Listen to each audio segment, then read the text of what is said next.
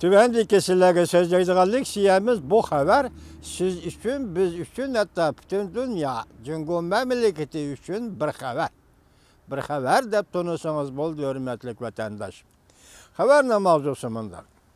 Going away. Mislsiz derecede materyal paş kıldı. Ulanın kabahatlik düşü başlandı dedi. Mavzula haber 11. ayının 20. günü TV'de ilan kılındı. Haber bundak başlandı. Ben sizlerge eysem, biz ilan kılıvatkan faaliyet, tarihta yaki yolga koyduğun faaliyet tarihte misli görülmegen bir faaliyet var. Şundak ezelden yüz birip bakkan emes. Mutlaka bir halda Amerika Cungo siyaset münasebetleri cümleden devlet oğurlarına ecellik birinci zerbe elip gelidir. Belki tüncü ketim nurgulluğun dünyavi derciliklerinin erbaplarının kabahatlik düşü başlanıdır. Belki hiç kim bu faaliyetine özgertelmeydi. Belki bu faaliyetini toxtumen dep mi toxtalmaydı. Bu kanun hüccetleri, kanun tertipleri intahim muhimdir. Going away. Bu kişiden Twitter'a yazan hitiyken yani cümleler arlık kaldırıptı, buna sebebini düşünmedim. Going away hayran kalarlık derecede paş kıldı. 30 nefer kişi Hayhan dilosıga berip çetildi. Hayhan şirketi dilosıga berip çetildi. Wang Jian'ın ölümü bu çoğun oyunun başlanışıdır. Dedi mavzulu haber 11. ayının 20. günü Twitter'da ilan kılındı. Haber bundak başlandı. Going away ahbarat ilan kılış yığınıda bundak baş kıldı. 30 nefer kişinin isimligini ilan kıldı. Hayhan şirketinin kanunsuz ticareti arlaşkanlar ve Wang Jian'ın öldürülüşü Gobingui tarafından ayıplandı. Federal Tekşiriş İdaresi'nin tezlik bilen tekşirişini ümit kıldı. Gobingui öldürüldü degen Wang Jian degen bu adam yakında Fransa'da öldürüldü. Bir tam değişik kılıp gitti degen bileli öldü. Hazır bunu Gobingui özü tekşirip oturdu. Bu Wang Jian degen adam Hayhan şirketi yani Haynanda Avatisiya şirketinin kuruluşu. Bu esli kanun vekili bankadan qarz veriş degendekler. Hemmisi bunun içinde. Hazır Hayhan şirketini sözlüge leksiyesinden keyin yani sözlüge yutup sözlüge leksiyesi Going away. Gayet bir gep bilen paş kıldı. Nime deydi Hayhan şirketi? Sen bir qarısan o sade ticaret şirketiydi. Sen yani bir qarısan o devletlik ahbarat toplaş. Yani casusluk faaliyeti bilen şoğuldugan ahbarat toplaş şirketi. Demek Wang Jian'ni öldürüp ötüş o birinçiden dedi. Pol. Dollarga münasebetlik. Çünkü bu şirketinin baş korkuçusu münasebetlikti.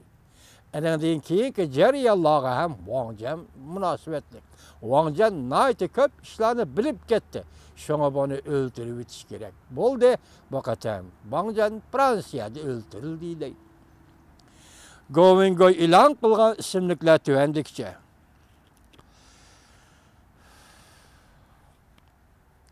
Going away ilan kılgan isimlikler tüvendikçe. Wang Qishan, hazır Cunhua Halk Cumhuriyeti'nin mağur reisi. Yao Mingshan, Wang Qishan'ın ayalı. Liu Chengje, Guan Yun, Yao Qing, Tian Guli, Tian Deng, Tian Huiyu, Tao Mengyuan, Sun Yao, Li Shuji, Ma Yun degen çoğun şirket başlığı isimleri var ticaretçi. O Alibaba şirketi müdüriyet reisi. Wu Jing, Wang Wei, Hu Shili degen Cungo'da hazır neşr kılınatkan Maliye gazetinin baş tahriri. Yang Guang, Li Jifeng, Fi Nannan, Wang Fengli, Jin Guoqing, Qin Xiaofeng, Xie Jijun, Bularning ichida bizga sizga tanishligi biri Maliya gazetining tahriri qo'shili, yana biri Wang Qishan. Bu hozir Cumhuriyet reisi. Mo'sha kishilar Xayxan shirkatining delosiga chetildi deydi Govingoy. Anadan keyin yana nima deydi? Mo'sha kishilar balki Wang Jianni o'ldirishga qo'l solgan kishilardir deydi. Endi yana ulardan boshqa bu shirkatga munosabatlik chet elliklarning tizimligi. Birinchi Daniel Vial, Slivi Obzil, George Soros, Steven Wen, Barat Bihays. Bu qanday odamga bilemedim, ashuna ismga yozib qo'ydi. Bu komediya az ötmey başlandı deydi Govingoy. Bunun içinde George Soros degan Amerikalık bu nayet zor dünyada kapital sağıcı başka devletlerge meblağ saladigan. Hele qachon kapitali şumu emasmi? Men toza ahtiramay qoldim.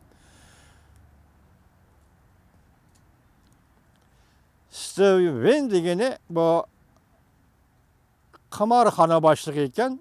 O Govingoyni Amerikadan Xitoyga o'tkazib berishini tashviq qilib, ching turgan kishi ekan. Endi yuqoriqilar endi ismliklar e'lon qilinib qoldi. Govingoyning muxbirlarni kutib olish yig'inida Steve Bannon Govingoyning fosh qilgan materiallarining so'zlaganlarining hammasi rost deb ko'rsatdi. Mavzuli xabar 11-21 kuni erkinlik vaqt gazetida e'lon qilindi. Xabar mundaq başlandı. Jungo'nun sargardan bayvetçisi Govingoy. Amerika Şərq vaxtı 20 gün ettiğen saat 10'da New York şehrinde Peri Hotel mehmanxonasida da muxbirlarni kutib olish yig'ini o'tkazdi. Aqsarayning sobiq maslahatchisi Steve Bannon muxbirlarni kutib olish yig'iniga qatnashdi. Steve Bannon mundaq ta'kidladi. Muxbirlarni kutib olish yig'ini qatnashdi va riyosatchilik qildi. Mundaq ta'kidladi. Govingoyning har bir Jungo hukumatiga munosabatlik so'zlaganlarining hammasi rost deb ko'rsatdi. Hamda Govingoy muxbirlarni kutib olish yig'inidan keyin $100 million mablag' solib, ajratib, fond jamiyat qurib, Kompartiyaning ziyonkashligiga uchragan oila va shaxslarga yordam berdi deb bildirdi. Steve Bannon muxbirlarni kutib olish yig'ini ochilganda mundaq ko'rsatdi. Bu bir meydan muxbirlarni kutib olish yig'ini Jungoliklar va Amerikaliklar uchun ochilgan yig'indir. Steve Bannon Aqsarayda prezidentning sobiq maslahatchisi edi. Hozir bugungi kunda endi chiqib Govingoyning muxbirlarga suhbat bayon qilish yig'iniga riyosatchilik qildi. Bu to'g'rida oxirida so'zlaymiz vatandosh.